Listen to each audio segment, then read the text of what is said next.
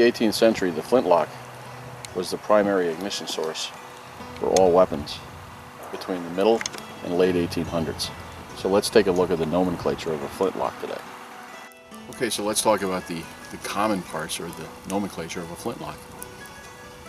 Nothing really has changed over the time period except the technology between our modern firearms and our firearms of those times. So let's start here at the muzzle. We have the muzzle of our barrel, obviously. Let's go down and we'll work our way down through the furniture. Right here we have a wiping stick. Now the wiping stick, or the ramrod, served two purposes. One, it was to help you load your weapon and fire it. And secondary was, it was your primary tool in helping you clean out the barrel and the breech of the weapon. How is the ramrod or the wiping stick held into place? It's held into place by a series of brass fittings known as pipes. This being the forepipe, this being the mid pipe, and then finally this being the entry pipe, which goes into the bulb, or this, which is known as the swell, as you can see here.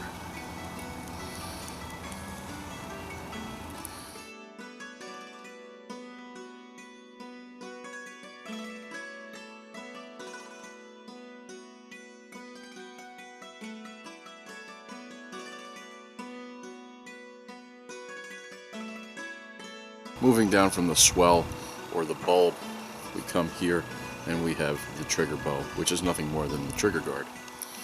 However, if you look here, this would be known as the bow tang.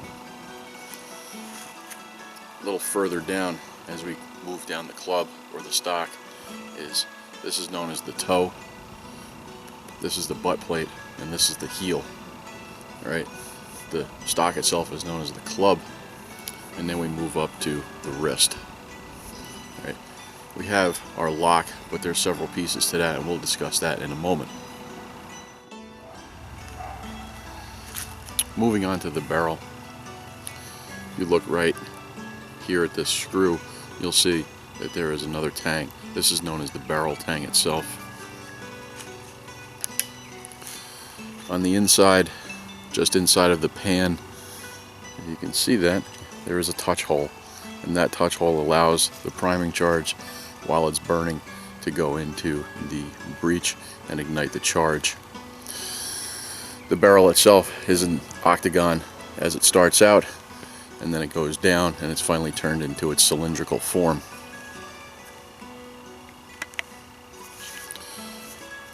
Finally back up to the muzzle, and we have our front sight, and then finally a muzzle itself.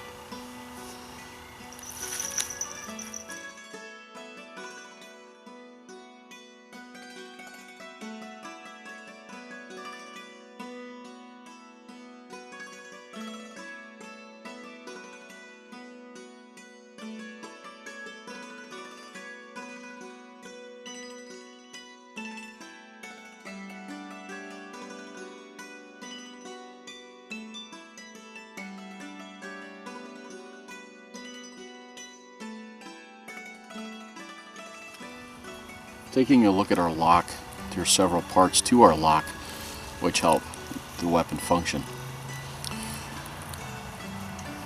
This is the lock plate, and right here, this main screw is the cock screw. This is the cock, okay, and this is our jaw screw. This helps tighten the upper and the lower jaw and holds our flint into place.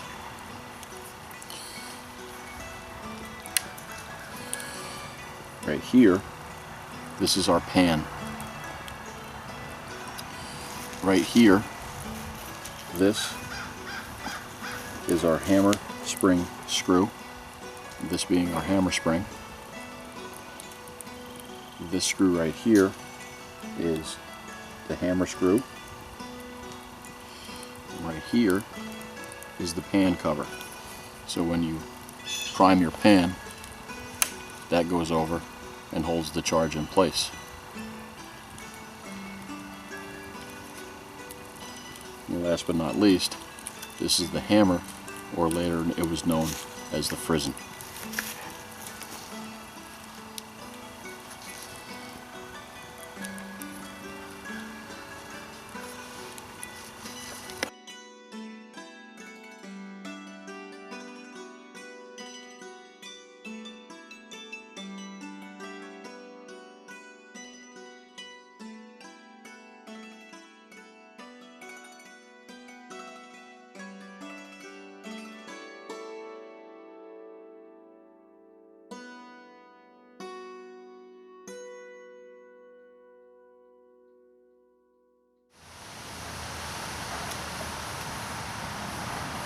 You know, taking care of their weapons after a day's hunt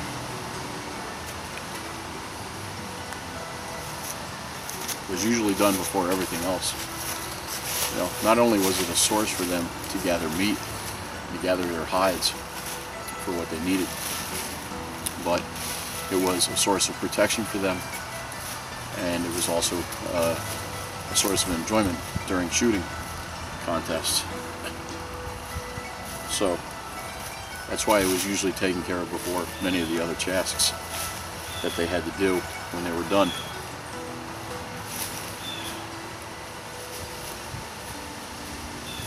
Being that they were traveling lightly, a simple cleaning kit to help them maintain their weapon was usually carried. Here I have some tallow, I have some beeswax, I have my turn screw, I have a toe worm, a ball puller, and a more traditional toe worm. You know, at the end of your wiping stick there's two different threads that are usually threaded, and one is an 8 by 32nd and the other one is a 10 by 32nd. So when you're buying your accoutrements for your wiping stick, you have to make sure that you match the threads up. This is my lock, and it's already been cleaned, and we're just going to reinstall it into the furniture of the Flintlock.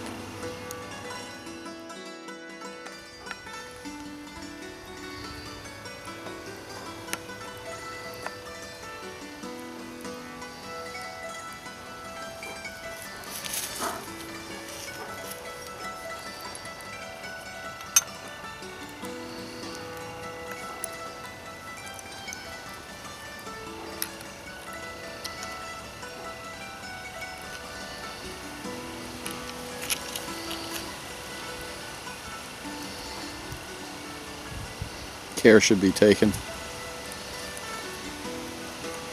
as you're putting in your lock screws. They should be cleaned and lubed.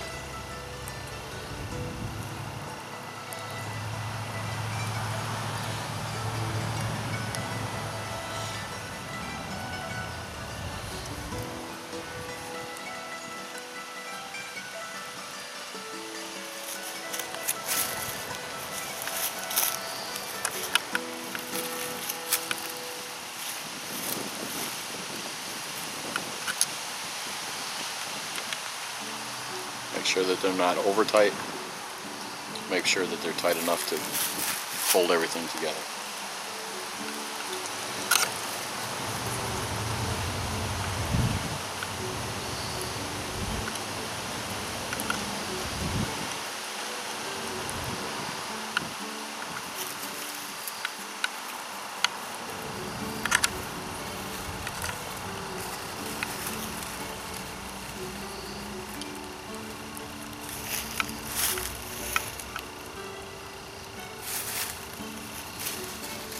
And there we go. Do a function check. Half cock, full cock.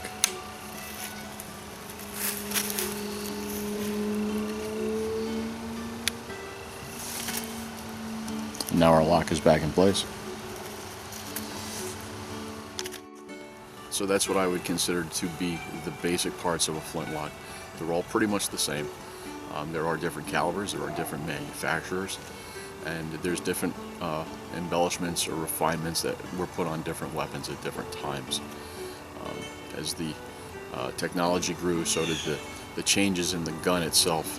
You know, again, nothing short of what goes on today. We have a weapon that gets improved on, and it slowly and steadily continues to go up. The technology changes.